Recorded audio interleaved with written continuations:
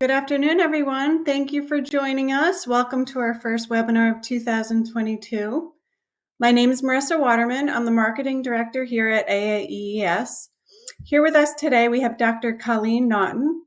Dr. Naughton is an Assistant Professor of Civil and Environmental Engineering at the University of California, Merced. Today, Professor Naughton will be discussing the global dashboard that tracks COVID-19 in wastewater. Before we get started, I just want to mention that you'll be able to message your questions at the end of the presentation. Once the presentation's over, you'll be able to type your question into the attendee chat on the left-hand side of your screen. Okay, let's get started. Good morning or good afternoon, Professor Naughton. Thank you for joining us, and we're ready when you are. Great, thank you, Marissa, for the introduction, and yeah, good morning or good afternoon, everyone, wherever you're joining from.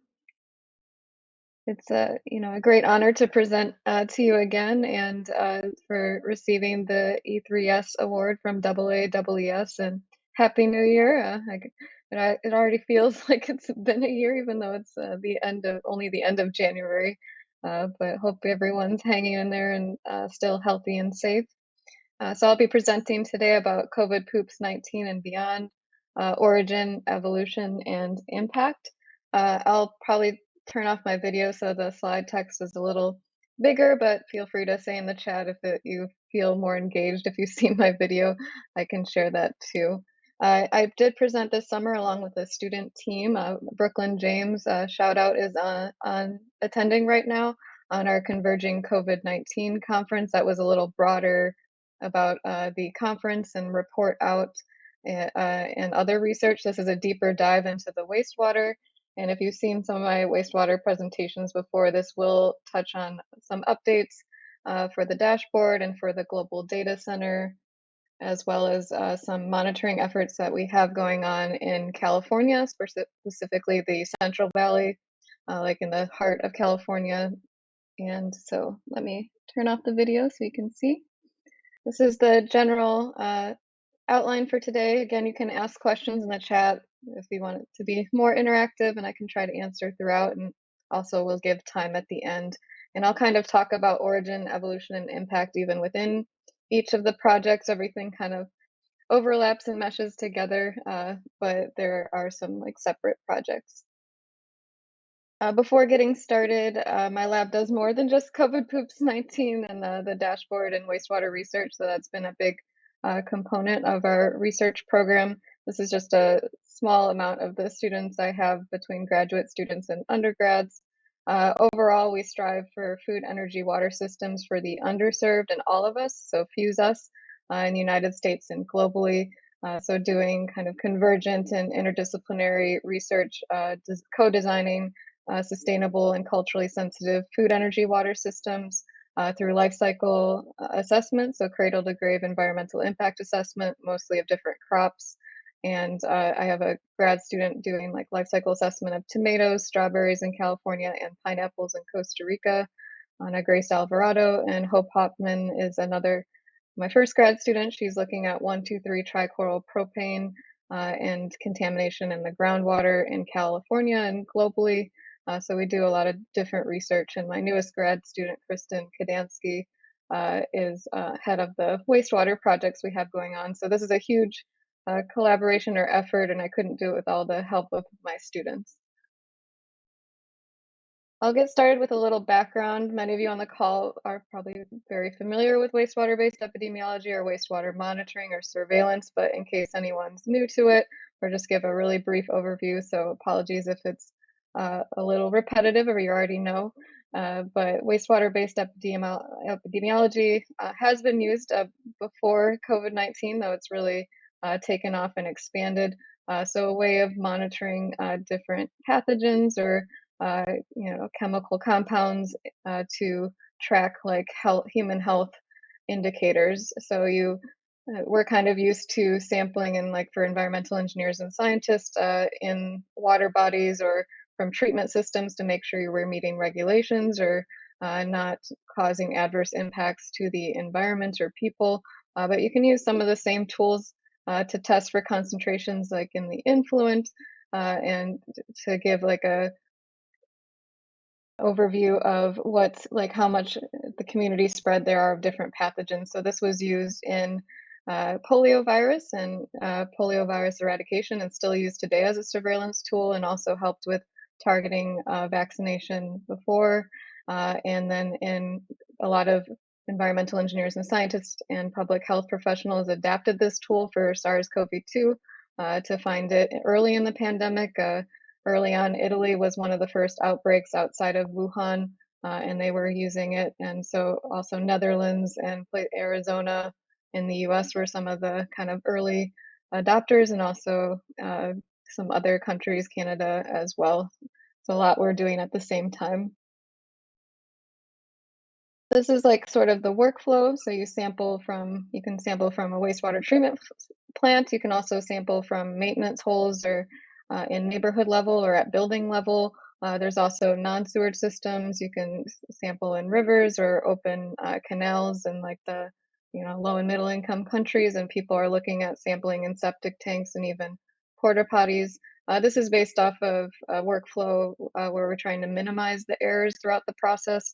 But basically, you take the sample and you concentrate it. There's different ways to concentrate it, whether through magnetic beads or through filtering, different ways of filtering. And then you extract, the RNA, and you like sequence it through RT-qPCR or digital droplet PCR, so polymerase chain reaction, to look at the signal and how it matches SARS-CoV-2 or whatever virus or pathogen you're looking for, and even for the different variants. And so this promise of wastewater-based epidemiology has been like that it can be an early warning system, since it's catching a lot of people are contributing. Everybody poops or to the sewer shed or into your toilet, into the wastewater treatment plant. And so you're getting that sample of like hundreds at the building level to even millions. I think I see Wendy worked here, and like others like near LA, the Hyperion wastewater treatment plant serves many people. Not everybody sheds in their stool. It's like CDC says about 47%. It's like 30 to 80%, but that's still a lot of people, and they shed early on before they're showing symptoms, and even when they're asymptomatic. So you can get the signal and returned within 24 hours, the sample return time. And that's before people spread to others or before they become sick and then go get a clinical test and that's reported. So we've seen this lead time. Now it's like we've seen in the literature about 5 to 6 days, maybe a couple days. It depends how often you're sampling and like getting the data back to the providers, and like the robustness of your clinical testing. So places with very good clinical testing that sometimes just follows the curve, like matches up pretty well. But even when it's not an early warning, it's still another good indicator, just to double check that things are increasing or decreasing. You see it in both the wastewater and testing. And now with the onset of rapid tests, and even with Omicron, when we were seeing like reaching testing capacity in the US and Canada and other places, sometimes they only had the wastewater data and no clinical data. So it was good to have this data, and over time, and like they've developed algorithms and smoothing already. And so the University of Arizona had been doing wastewater surveillance for a while, so it has a good knowledge of their sewer system, and like can actually back calculate a little bit and estimate how many cases. And so they got the wastewater signal, and they were able to say like identify that there might be 2 cases, and they did clinical testing in the building and found 2 asymptomatic students.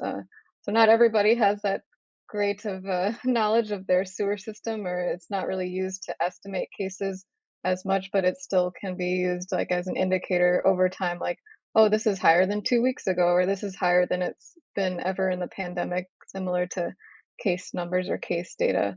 And so Ottawa and cities are using it as like kind of an alarming spike or indicator. You're seeing an increase there, and then there might be an increase in clinical cases. So you might want to take action. And so this is just to show like, one clinical sample is one individual, but one wastewater sample can be like hundreds to millions. This isn't to say that it should be replacing clinical testing at all, but like as a supplement or a way you can target clinical testing or resources, since there's kind of scarce resources out there. So that's a bit of the overview. Hopefully, if there's any new people to wastewater surveillance, that helped catch you up, but please let me know any questions. So we'll get to the origins of COVIDPoops19, the global dashboard for wastewater monitoring sites, universities, and dashboards. If we go way back of the origin of like why or my interest or skill set in this is just like a passion for wastewater. I think some on this call can identify with it, though it's not always the most popular thing, or people think it's a little strange. But when I was at Purdue University or doing civil engineering and emphasizing environmental and water and wastewater treatment, I found it fascinating. I loved my first visit to the wastewater treatment plant in West Lafayette, Indiana, and found it really fascinating to see all the application of the chemistry and the biology and like your math and science and mass balances, and also how it protects human health and the environment. They say, water and wastewater sanitation engineers have saved more lives than, doctors. Not to say that we're better, or both are needed by just, preventing cholera or other diseases. And I was a water sanitation hygiene engineer in Mali, West Africa, in the US Peace Corps from 2009 to 2012. And part of that I helped. So there's a picture at the bottom digging latrines. There's a picture at the top with University of South Florida, where I went to grad school, and we built a compost latrine as part of our class. So always passionate in sanitation. And then in grad school, I was part of the Global Water Pathogens Project and co-authored or authored several chapters on how different sanitation technologies remove pathogens from the environment. So again, not so much the tracking of pathogens for community transmission, but how effective our sanitation technologies are at removing them, but was knowledgeable of more of the microbiology and like how things are monitored and log removal that I didn't necessarily get a skill set in as much as like engineer background. So learned a lot through that. And this was updating Feacham's like 1980s sanitation and disease book, and has lots of chapters and resources.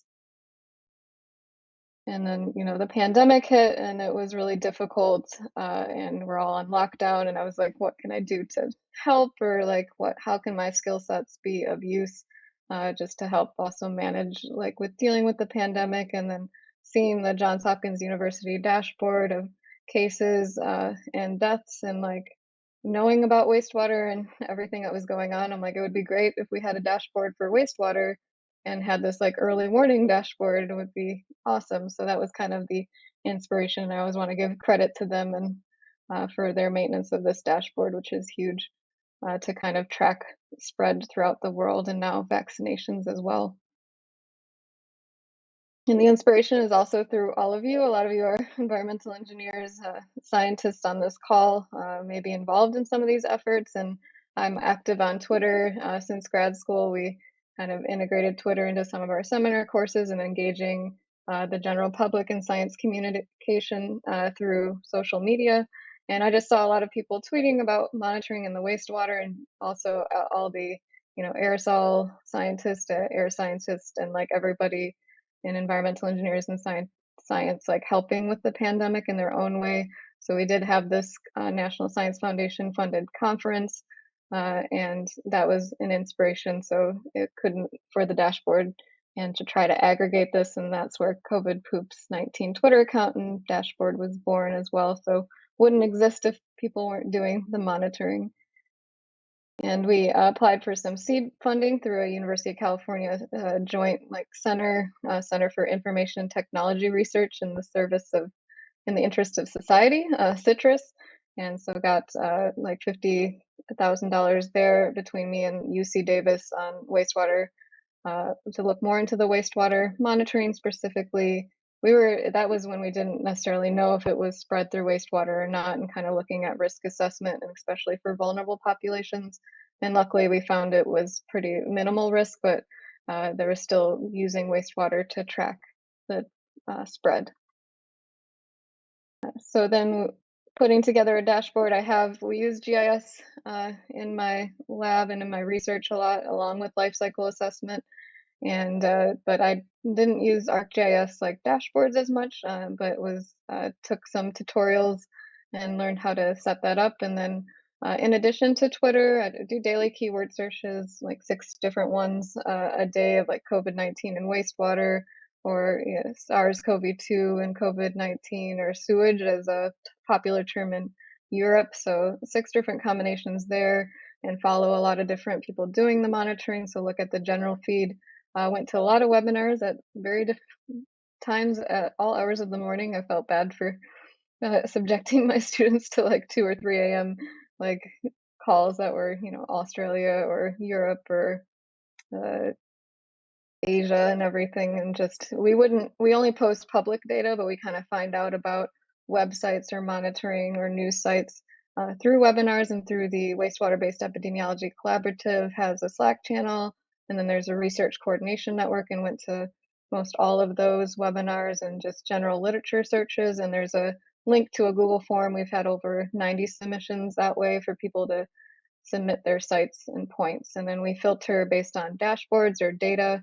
So this could be downloadable or just graphs like of the curves over time, the amount of universities or institutions monitoring, countries, and then individual sites. So there may be multiple or hundreds of sites associated with one dashboard. So we try to locate and put all those on the dashboard as well. And we usually try for weekly updates. So sometimes with larger updates, we do every couple weeks or a month. And then we have more of the methods in our preprint and use ArcGIS Online dashboard. And so this is a bigger picture of the dashboard, and the Twitter account has now over almost 5,000 followers, hoping to get to that 10,000 mark one day. So I think pretty good for a poop account.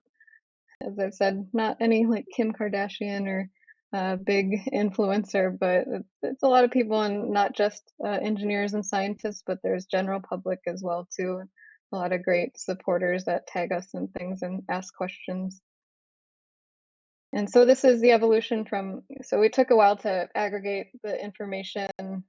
We used the publication map from Aaron Bivens and Kyle Bibby's group in Notre Dame. Now Aaron Bivens, a professor at LSU, so mostly publication points. So even before September 2020, it's hard to track of like how many countries used WBE before COVID, probably at least like several. But by the time in September, we had like 23 and like 16 dashboards and 71 universities.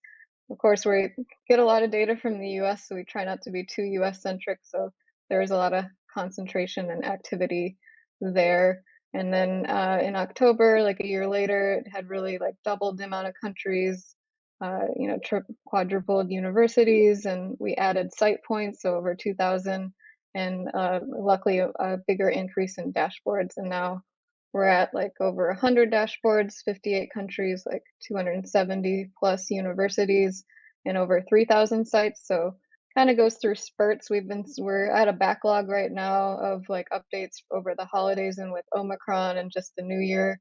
But we mostly like get all the dashboards up, but we have a lot more sites coming and more updates to come in the new year.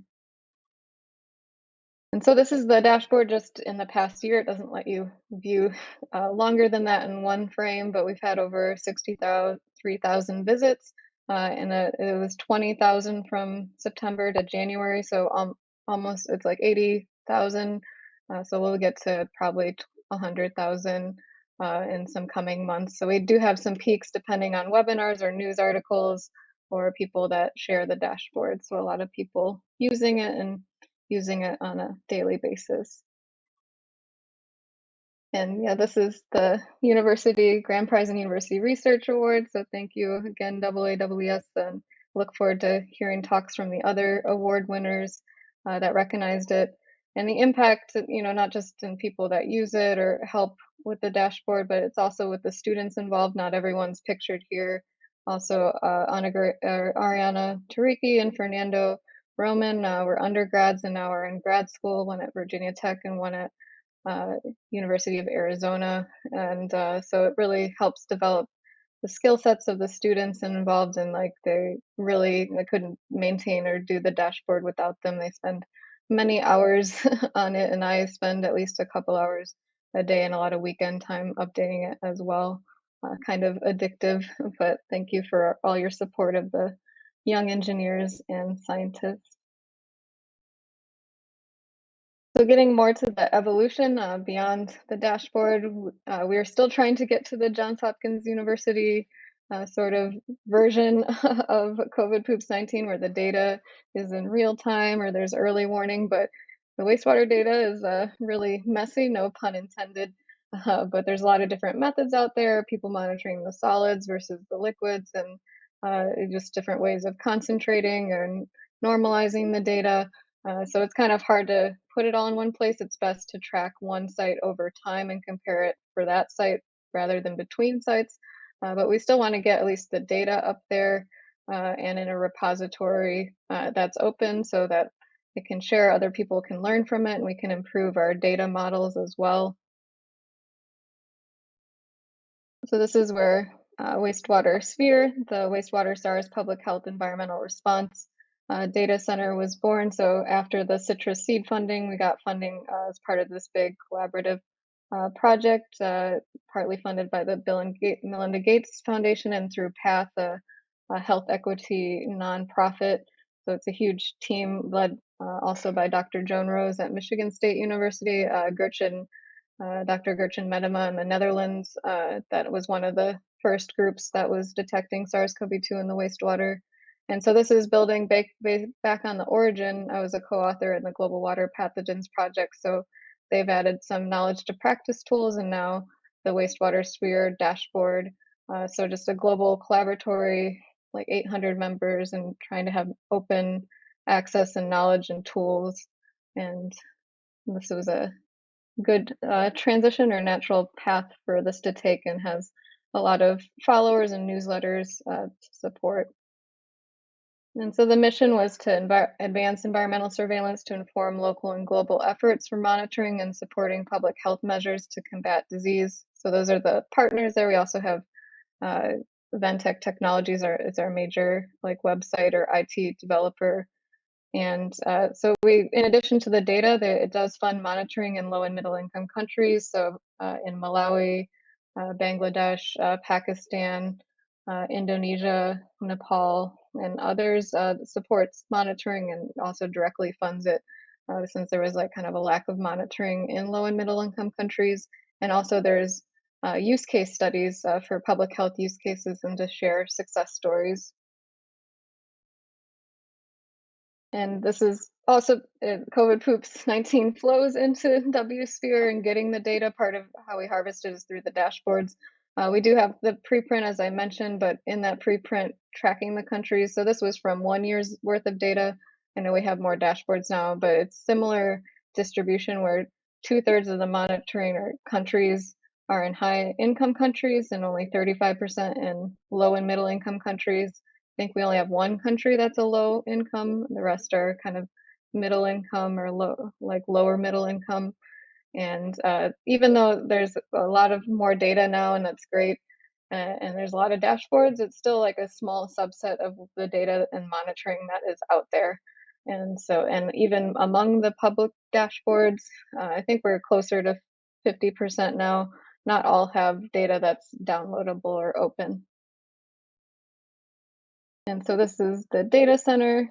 This is our workflow. So as I said, COVIDPoops goes, we download the downloadable data sets and we have a data dictionary and data form, similar to CDC's National Wastewater Surveillance System data form, but a little like less variables or more basic and international.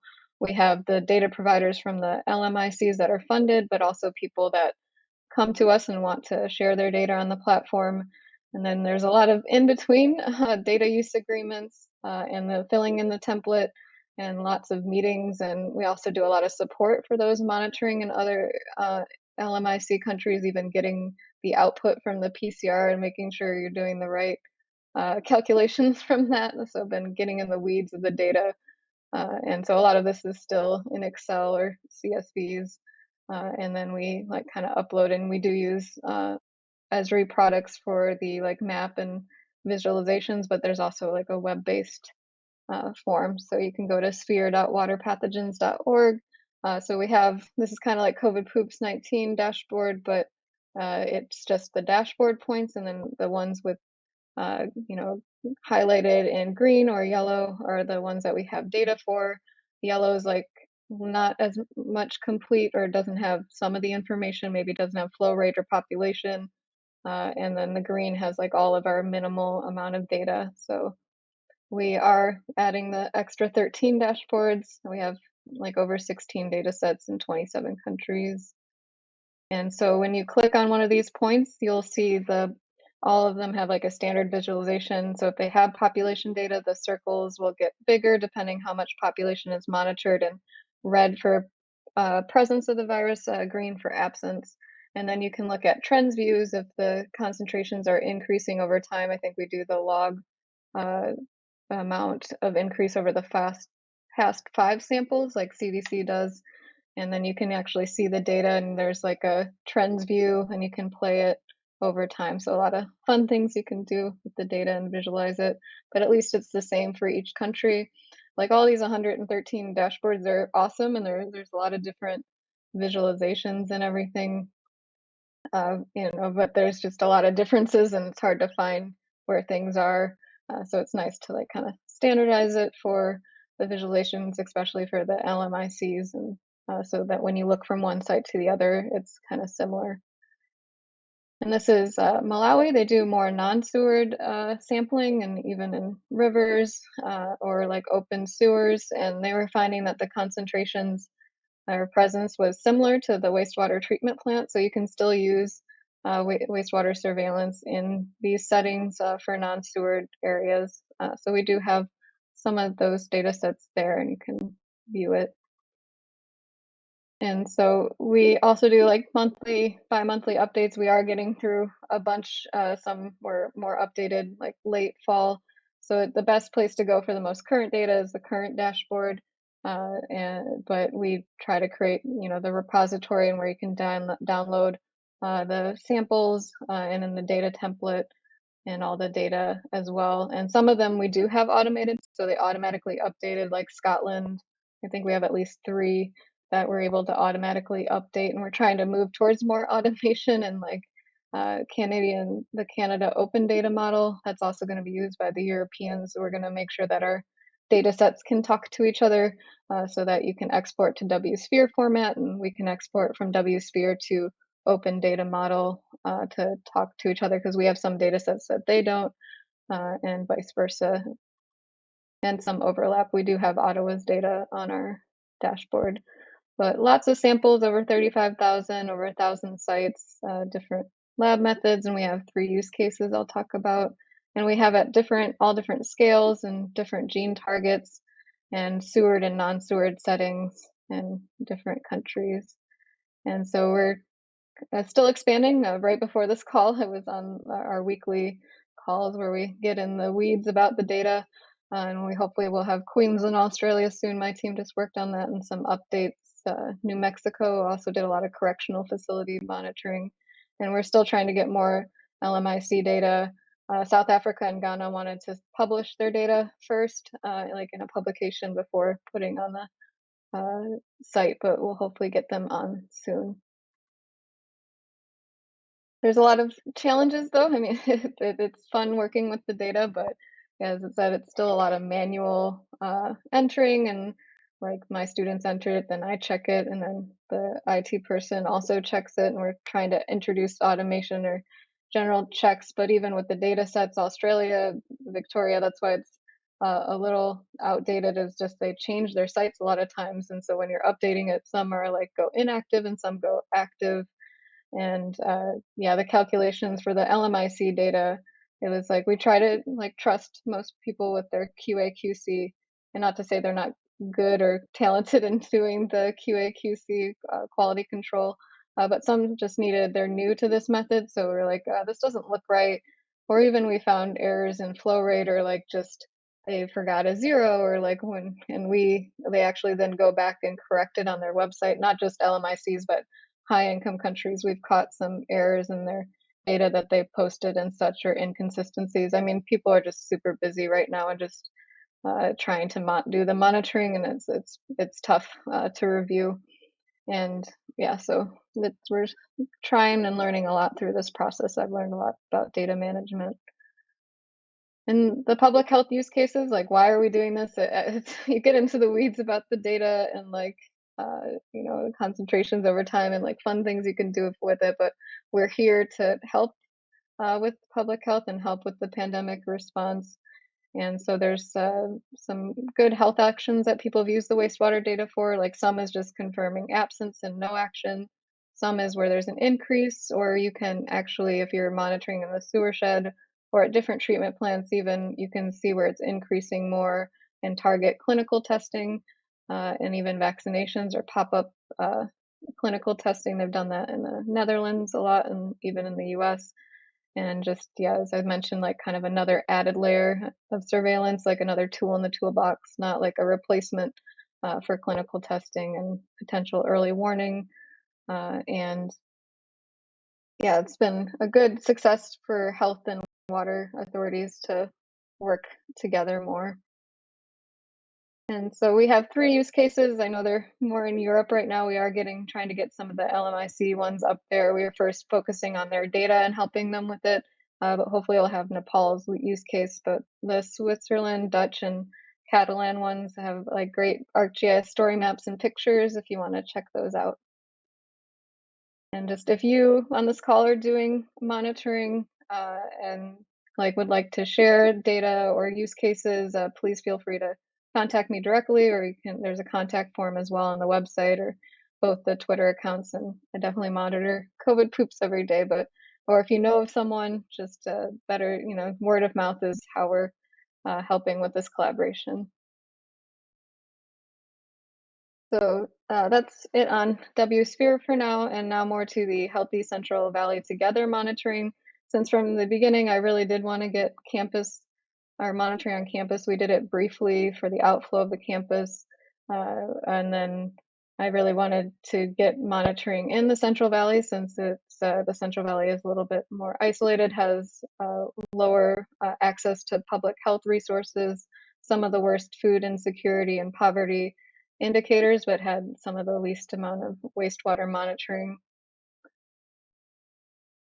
And so an undergrad, Clara Medina, made a version of COVIDPoops19 for California and also put like where all the treatment plants were and the sites testing and universities and dashboards. And we looked at it compared to the disadvantaged communities layer. So this is sort of different like environmental justice layers for California that combines different indicators like water quality, poverty, education, and air pollution, and kind of scores and ranks based on census tract of where like you're kind of getting the intersection of a lot of these different layers and impact. So seeing if we wanted to see if these areas had access to wastewater testing, like similar globally, like we've seen that people have less access to vaccines and clinical testing. They also have less access to wastewater monitoring.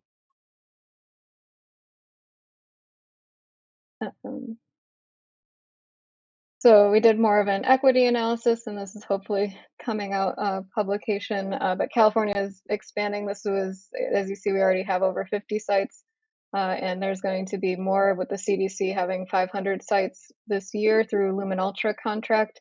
But there still was a disparity, but I'm on the State Water Resources Control Board COVID-19 Wastewater Committee and trying to advocate to have more testing, and through this project we'll have more as well. But most was in coastal and southern areas, like over 60% when you combine it was wastewater monitoring in coastal and southern California. And about 21% was in Central California. There is less population in these areas, but there is still pretty large cities, and Fresno is, I think, one of the top populated areas even in the US. And California cities, even though they say they're small, they're pretty large, me coming from the Midwest. And then Northern California had way less, also less populated, but they're still population centers. And for the disadvantaged communities, only about 10 of these sites out of 90, so 11% were monitoring for SARS-CoV-2 in the wastewater. So this is where we kind of requested funding and expanding for Healthy Central Valley Together based on Dr. Heather Bishel has been involved in Healthy Davis and Healthy YOLO Together. They've been doing a lot of wastewater monitoring, even air sampling, air filter sampling, and individual COVID testing as well, but expanding it more to Merced and Stanislaus with our partnership in those areas. So we're still on phase 1, but we have been able to pilot Merced and Modesto through a collaboration with Stanford's universities, like I think it's SARS coronavirus network or SCAN partnership. And that's with Dr. Ellie Beam at Stanford, Dr. Krista Wigington at University of Michigan, and Marlene Wolf at now Emory University. And they've been able to add us to their monitoring, but we'll be starting officially with Eurofins, a commercial lab, doing the analysis with eight wastewater treatment plants in the Central Valley. So at least 2 in Merced and 2 in Stanislaus, so 4 in Merced and Stanislaus combined. So Merced and Modesto will have Turlock, and we're going on a site visit next Monday to hopefully our next site more in the west of Merced, and some more in Yolo County. We have more lagoon systems, Winters, Woodlands, and Esparto, in addition to Davis. And we'll have 4 to 7 days a week, and this is sampling in the solids, not the wastewater influent like a lot of others are. There's seem to be a little bit more like up to 1,000 times higher concentrations in the solids than in the liquids, but it does present challenges when you're in like smaller systems that are or at lagoon systems that don't have a primary clarifier. So you have to use the IMOF clones and you have to settle it from using an auto sampler and then settling out the solids. And so this is the Modesto wastewater treatment plant, which is really cool. So as I said, I have a passion for wastewater, so it's been a great opportunity to visit these plants and learn more about their treatment systems. And there's Kristen in the top right at Merced, where they would take the grab sample from the primary clarifier. And so this is just I use this more for students about the wastewater. I think many of you know the wastewater treatment train or whatnot, but it's taking from the solids instead of like kind of a lot of them take at the influent. And this is the data for Merced and Modesto through the pilot project. So it is monitoring daily and mostly like 5 to 7 times a week. Sometimes they take a break on weekends. And we saw, like, luckily preliminarily, we're hopefully reaching the peak in Modesto. Merced's kind of staggering up to the top. We still saw some of the highest concentrations. The Central Valley tends to lag urban and coastal areas by like 1 to 3 weeks. So a lot of places, even in the US, have reached their peak, but Merced still recorded its highest amount of cases ever in the pandemic, I think last week. So we're still going through a bit, but all through wb.stanford.edu dashboard. And it's a unit list y-axis, so it's the genome copies per gram dry solids of like the SARS-CoV-2 targets, like the N gene or the S gene, general ones. And we also monitor for a mutation or a deletion in Omicron, and you normalize that for the genome copies for pepper mild model virus over the gram solids. So that's why it divides out and it's unitless. But this is a fecal indicator as shown I think they put that fecal indicator in some of their about pages. So wastewater has we have a lot of industrial flows from agricultural like processing facilities in the Central Valley. And so this normalizes it to like the human feces, because a lot of people that eat peppers or things in their diet shed that. And it's not like a bad virus, but it's an indicator of the amount of like human fecal matter as opposed to like, just other things you flush down the toilet or down the sink. Luckily, California has a lot of separated sewers, so we don't have too much combined. But of course, you always have infiltration and inflow anywhere, but we're not getting a lot of rain here. And so this dashboard also has a comparison of the N gene and the S gene over the fecal indicator or just over time. So Merced, when we first started monitoring Merced, they were actually some of the highest concentrations they've seen of the other plants. But now it's kind of mid of the road, though it's like still staying high while the others are going down. So this has been nice that they've really worked on their data models and methods so that you can do some comparisons between plants. And there's also the Omicron variant, and this is what we present. We meet with the public health department, Stanislaus and Merced, every other week, and the public health officers, and they said they've really appreciated this data. Like in the beginning, it was more like, what is this data and what are these units? But now they're really appreciating having this, especially Omicron. One of the first detections in wastewater was in Merced and Sacramento. And so we were able to get that before they had the clinical confirmation, but we were able to confirm the presence of Omicron, and then we can see how much it makes up of the virus. So we're about 65%. We have last week's data. It's like kind of staying up in the upper 60s now. Other places that they're monitoring are getting close or have reached 100%. And then we can say how much it's increased from before. And yeah, this is the first detections in Merced. It was near Thanksgiving, I think, and then Modesto was a little bit later in December. And so this is the scandas spread. You can see a lot of places have like reached a general peak. Hopefully it stays that way and is coming down. But Merced and Modesto were lagging a little bit behind. So it's good to have the data for the different areas and not just overall. And talking about impacts, I mean, we did have those first detections. I was on NPR and KQED of Merced and Sacramento, I think, or Palo Alto. And Modesto B, one of the public health officers we work with, she has been using this data along with others about when they will like stop signing for monoclonal antibodies. That once you reach over 80% of Omicron, it's not really going to be effective as a treatment tool.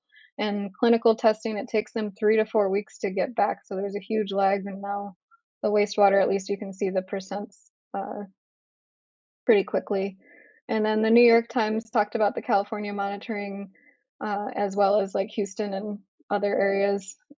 Recently was like front page, so it's nice when wastewater makes the front page. And the CDC Morbidity and Mortality Weekly, MMWR, talked about using wastewater for Omicron detection. And so getting more to impact, I kind of talked about it throughout the way. I think a lot of times we use publications as impact. I mean, I more care about how much it's reaching the public. I mean, publications help to like say, it's peer reviewed and like these are our methods and improving the science and the literature. But we also see a lot of impact through just our interactions on meetings or with the public health departments or the general public on Twitter. Or I even try to do a lot on reporting tweets or combating misinformation about wastewater on Twitter as well. But our preprint has 30 citations, and we've been involved in some other collaborative efforts about standardizing data for the Research Coordination Network. I was also on a publication with Allie Bame's group and others about preventing scientific and ethical misuse of wastewater surveillance data, more on like opioids and drugs, but making sure we're protecting the populations we're monitoring and not using it, to target those populations, but to help them. And also looking at differentiating between the possibility and probability of SARS-CoV-2 transmission in wastewater, since there's been a lot of talk about this risk, but of course we found it's more spread through respiratory aerosols. We're still closely monitoring it, but still support more of the efforts for improved ventilation, masks, vaccines, and more using wastewater as a tool to monitor the spread, not that it's causing the spread, though there is evolution now with like the animal vectors that it could be a potential transmission route, and the virus is constantly like evolving as we see, so we'll keep looking at that. And then we've been involved in more of the rural communities and low and middle income country monitoring and like just minimizing errors in data. And World Bank came out with a report recently about strengthening public health surveillance through wastewater testing. I think they had a webinar yesterday morning, but they cited in their map, they used our data and we helped them filter through the sites. So they looked at the sites, not just the countries, but more than 85% of sites are in high-income countries. So we're glad they were able to use this data in the report. And in general, like, I feel the pandemic has helped change the water sector as it's changed many parts of our life, and just having these national and regional surveillance systems with the CDC news, and hopefully we've been pushing, not just us, for that data to be open. So hopefully that'll be released in the next week, all data that's submitted to them, and we'll have a busy time adding those sites to our dashboard. I've already warned the students we might have a data day of updating the dashboard. And then we've been on a lot of the European Commission's town halls for using it in the EU. And while they're getting their data system up, we're like what's being used right now, just where the different sites are in Europe. So a lot of the countries have national kind of surveillance systems now. There's been a lot of social media, like fun stuff, as well as like the scientific stuff, like Australia or Facebook was talking about the poop inspector and COVID poops research. I think this is what my family feels I do. And then, there's been some interesting tiffs, I guess, between in Australia, like the different regions about where the sewage signal is coming from, or it was someone from the province that pooped in their province and caused the signal. But jokes aside, I mean, it has been elevated by governors, senators, like prime ministers, and like presidents and higher up. More people are talking about wastewater, which is good that we can fund it and like give it the importance it is in public health, and people understand where their wastewater goes. And so, yeah, I've talked about how there's been this rapid expansion of WBE through COVID, like it was there before, but definitely a lot more people using it and trained and have this new workforce. And we're on meetings there's the wastewater treatment plant operator, the public health office, California Department of Public Health is also on our calls, and university, like civil and environmental engineers, and we're all talking to each other and creating these partnerships. And like that can be used beyond COVID as well, for other public health and environmental concerns, and just creating these national, regional, and global monitoring networks that we can build on and hopefully be better prepared moving forward in the current pandemic, and hopefully future pandemics that are much further away. And COVID, wastewater has been used, beyond COVID for other targets before, and even in the future, we hope to see more, especially with like the silent pandemic of antimicrobial resistance. And there's a good current opinion piece by Dr. Pruden and others about seizing the moment to use it for AMR. And there's Houston, Biobot, even SCAN is now monitoring flu and respiratory syncytial virus, RSV, or the common cold.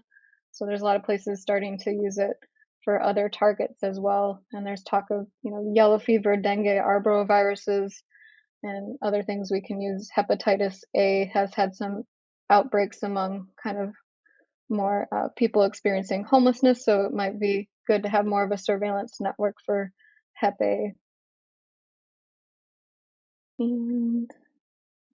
But yeah, that's more of the impact, and of course, I didn't do this alone, and there's a lot of institutions and people that have been involved with the data center and COVID Poops and Healthy Central Valley together. And thank you to all of you, and like your recognition and the award, and AAES for your support, and welcome any questions. I saw we got some in the chat, but they were a little different, so I'll answer afterwards. But please feel free to contact me or me on Twitter. I was told to put the email in the chat. Yes, thank you so much. We really appreciate it. We will take a few more minutes for some questions. If you have a question, just type it in the left-hand side of your screen where it says attendee chat.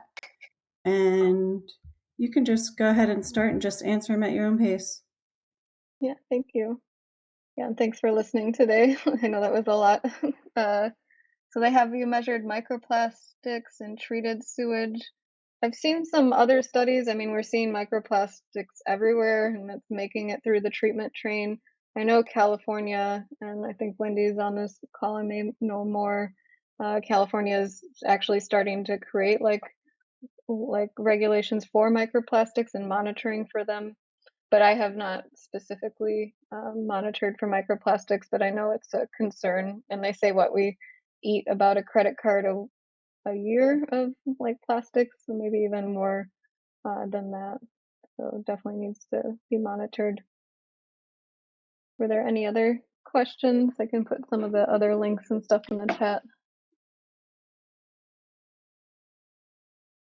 I don't know if there was on the question feature. Okay, Wendy says, you mentioned Ottawa using the dashboard as an early indicator. Could you share other examples or a few success stories that have been posted? Yeah, there's also, oh, of course, there's the, sorry, they're getting my trash, so there might be some sound.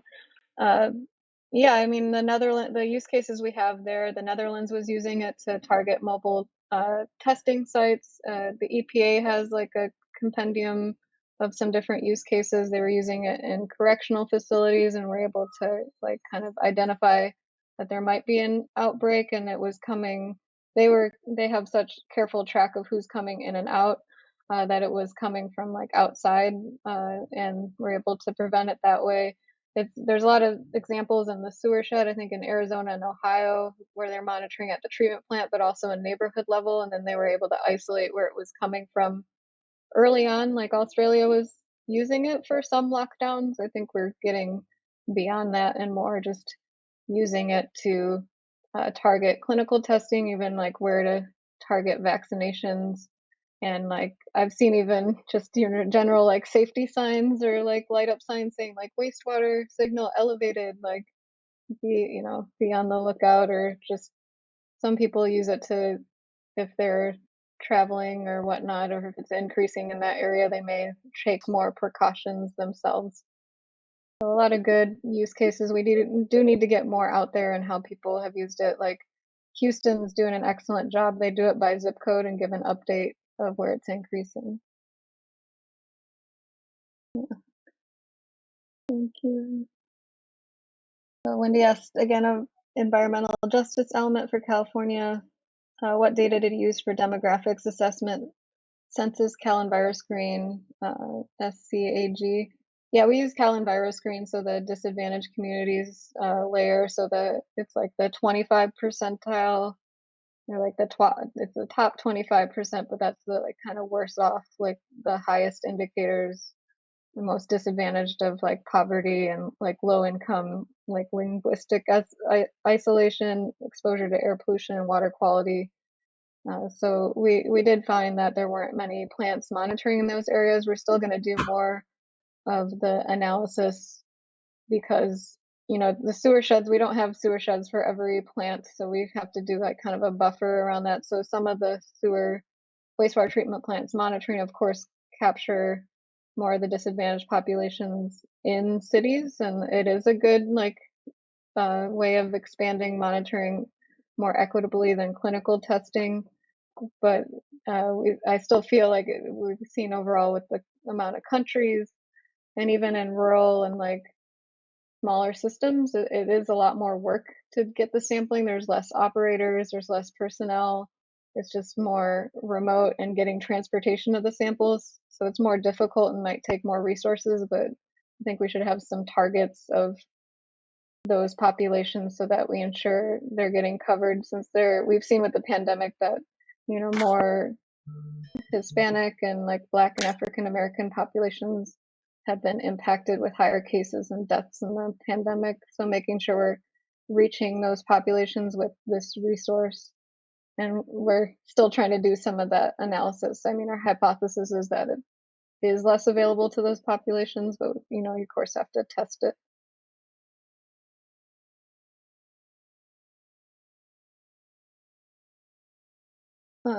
So please tell us more about early Omicron detections in Merced. Is your team working closely with public health officials, or do you find health officials are comfortable accessing and interpreting your data dashboard independently? Yeah, I mean, in the beginning, it was they were really unfamiliar with it. So we did have to walk through like, what the units are and what it means, and do an overview. And we started back in October, but now they do go to it more regularly. And the wastewater treatment plants, like Modesto said, they've like share the dashboard and watch it with all the staff. I do give a Monday update email and like summarize the data. They still say I do a lot of technical explanations, so I'm trying to make it a little simpler. But the public health officials, I mean, a lot of them have PhDs in public health as well, and yeah, they are more comfortable and confident with it. Because it's a pilot, we're only picking up once a week, even though it's daily sampling. And then so we pick up Wednesday, but we get the results back by Friday, mostly for Merced, and Sunday for Modesto, so it is a little delayed. So when we start in March, we'll be trying to do twice a week pickup and like quicker turnaround for them, since right now, and we're also trying to do more analysis with their case data, but I had to wait on getting more of the funding for some more students to help me, and CDPH is sending us the case data by sewer shed. So I think once they see it a little bit more with compared to their case data, that will help. And I mean, they've been able to confirm. And so Julie, for Stanislaus, spoke to Modesto B and said she's talked about the wastewater data like at their town halls and things, and they are using it, but it takes some time. So Rebecca asked, does a strain of COVID have to be identified clinically before it can be recognized in wastewater, or can your work in wastewater epidemiology identify new strains? Yeah, all great questions. These are great questions, and this one in particular. So far, it has been more, they identified the new variant of concern in a clinical case. So like when they first identified it in South Africa, but then the wastewater teams like quickly develop the assay. They look at the sequence and they see if they can use one that they used before. So for California, or for SCAN, they were able to use the alpha variant. There was a similar mutation, so they were able to use that assay, and like they felt if you got a alpha detection, it was Omicron, because alpha had basically gone away. But it's, even though you're waiting on the first case, like it still had some of the first detections in the United States were a lot with wastewater rather than clinical testing, since it takes so long to get those. And you're sampling from a wider population. The clinical tests rely on like, I think 5 to 15% of some cases, even less of like the individual clinical test. People are trying to get to more of the sequencing, and they have done it to identify variants. It's just we are in the wastewater, you're looking at viral fragments, and it's hard to like stitch them all together. It's like all fragmented from being excreted and then going through the pipes and everything. So it's a little harder to identify new strains, but it's an active space and people are trying to do that more. So great question. Okay, I think we'll wait one more minute to see if any more questions come in. And then in the meantime, if you could just type in your email address one more time, just to make sure everyone has it if they want to ask you questions directly.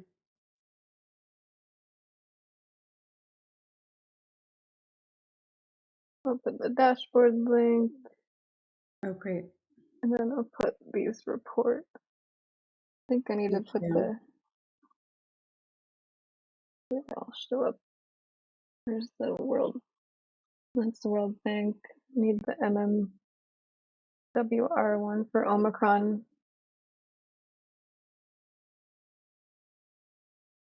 And then there's one more question from Wendy that just came in.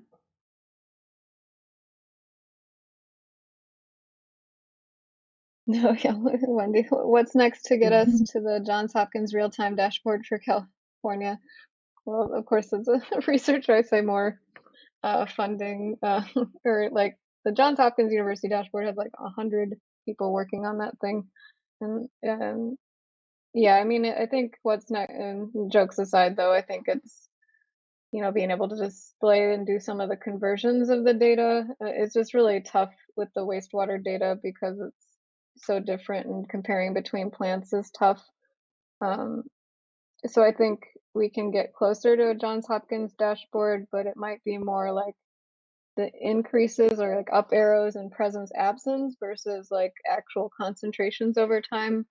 But I know they're working on that, so I think it's just going to take some time to kind of, we might have different methods, but making the conversions and yeah, I hate to say like a few 2 to 10 years out, but I think we could have something closer to Johns Hopkins, but it wouldn't be the same like number of cases or concentrations that we'd like, but at least we could see wastewater signal increasing. Like I've had a lot of ideas like making a dashboard for Omicron or variants, or as we get detections in different places and putting like a red dot versus green. It's just a limit of like keeping up with the existing dashboard and like trying to create new ones. So there's always new stuff we want to do.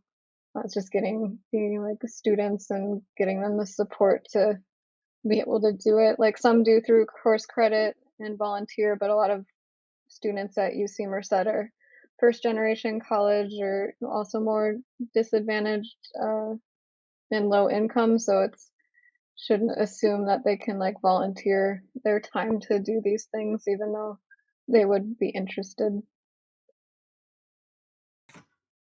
Excellent. Thank you so much. I think that's all the questions. So, and you put your email address, so anybody can email Dr. Naughton if you have any additional questions. Our next webinar will be on Wednesday, February 16th. Dr. David Vicari, a professor of environmental engineering at Stevens Institute of Technology, will be with us to host the webinar titled Modeling Complex Environmental Data Without a Black Box. You can go to aaees.org and go to our events page to register. And just a reminder, if you're not yet an AAEES member and you're considering joining the Academy, please email me to discuss our membership options. My email is mwaterman@aaees.org. That wraps up our event today, and thank you so much. Everyone, enjoy your day. Thank you. Thank you so much. Bye-bye.